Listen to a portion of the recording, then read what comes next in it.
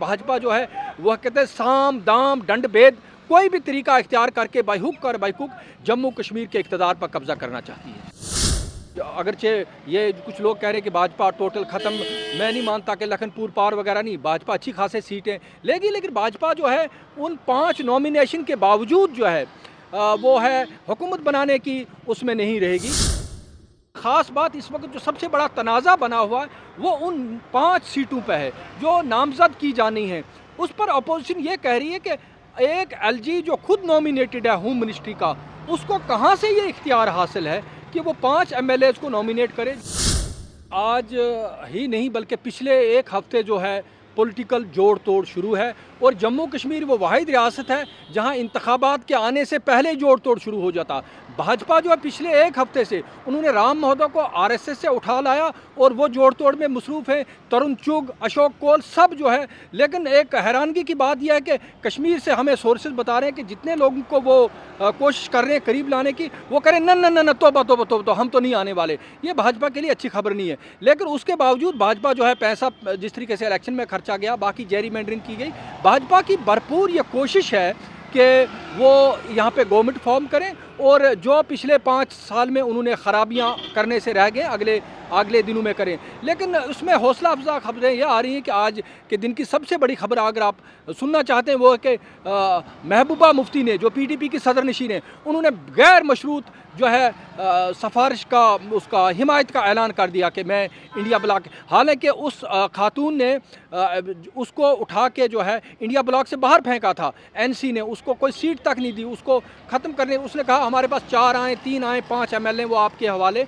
हम यहाँ पे। इसी तरह जो है बाकी तमाम जमातें जो हैं वो कहते हैं कि हम सेकुलर इत्तेहाद के साथ जाएंगे और हम इसी तरीके ये एंटी भाजपा नैरेटिव इस वक्त इंतखाबात के नताइज से एक दिन पहले जो है जोड़ तोड़ हो रहा है, तो उसमें जो है भाजपा कामयाब नहीं होती दिखाई दे रही है। अगरचे भाजपा इस वक्त जो है पीर पंचाल में, चनाब वैली में भी कुछ सीटें ले रही है और जम्मू में हमें लगता है कि जो है कांग्रेस की जो है नाकाम जो है पॉलिटिकल कैंपेन जो है उसका फ़ायदा भाजपा को होने जा रहा है।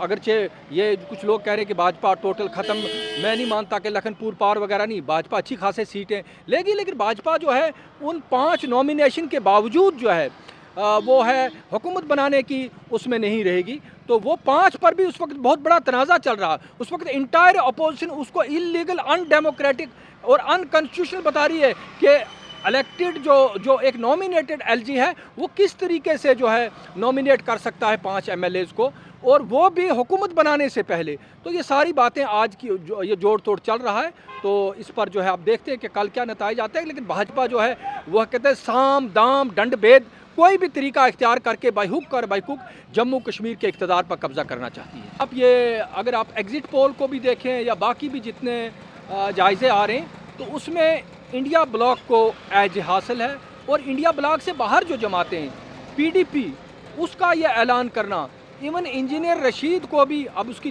2 सीटें आती हैं, मुझे नहीं पता 3, उसको भी ये हिम्मत नहीं हो रही है भाजपा के साथ जाने की।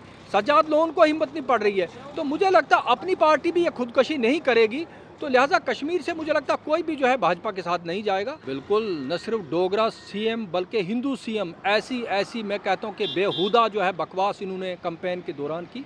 लेकिन जो हमें इनपुट्स वादी से मिल रहे हैं ना, हमें लगता है कि वही सियासी जमात, वही शख्सियत इस वक्त, आप सज्जाद लोन की बात आपने नाम लिया और सज्जाद लोन ने वो वोट किस बात पर लिए हैं, आप उनकी इलेक्शन स्पीच निकालिए, वो कहते हुए सुनाई देंगे आपको कि जो मोदी का यार है, आगे आप खुद देख लें, ये उसने कहा नहीं है। इसी तरह इंजीनियर रशीद की सारी कैंपेन जो एंटी भाजपा रही है।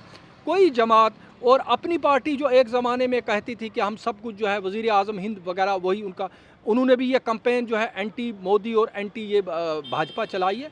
तो हमें नहीं लगता कि उनके पास कोई मॉरलिटी रह जाएगी कि इनके साथ जाने की। क्या इंजीनियर रशीद आज 3 रोज़ के बाद दिल्ली से वापस जब श्रीनगर लौटे, तो उन्होंने अपनी एक अजीब जिसको उमर अब्दुल्ला ने सवाल उठाए, वो एक अजीब और गरीब तजवीज़ लेकर आए कि आप जो है पहले सरकार मत, पहले जब तक आपको जो है रियासत का दर्जा लौटाया नहीं जाता, आप सरकार मत बनाइए। तो उससे जो बाकी इवन उसने ट्वीट किया है उमर अब्दुल्ला ने, उनने कहा ये दिल्ली का प्लान है ताकि ये दिल्ली जो है यहाँ पे सदारती राज को तूल देना चाहती है, उसको बढ़ाना चाहती है। वरना ये कौन सी तुक बनती है कि हम हुकूमत ना बनाएं। इसका मतलब आप इसी रूल को कंटिन्यू करना चाहते हैं। तो उस पर भी इंजीनियर रशीद मुझे लगता है कि वो फंस चुके हैं। अब उनके कितने एमएलएज आते हैं, तो वो दिल्ली से जब गए थे तो उन बहुत से लोगों ने सवालात उठाए थे कि वो दिल्ली से बातचीत करने गए हैं। तो ये कल, क्योंकि अब मुझे लगता 24 ही घंटे रह गए हैं, कल इस वक्त तक ये सारी सूरत हाल वाज़ह हो जाएगी। और सबसे ख़ास बात इस वक्त जो सबसे बड़ा तनाज़ा बना हुआ है वो उन 5 सीटों पे है जो नामज़द की जानी है। उस पर अपोजिशन ये कह रही है कि एक एलजी जो खुद नॉमिनेटेड है होम मिनिस्ट्री का, उसको कहाँ से ये इख्तियार हासिल है कि वो 5 एमएलएज को नॉमिनेट करे जो बज़ाते खुद नॉमिनेटेड है।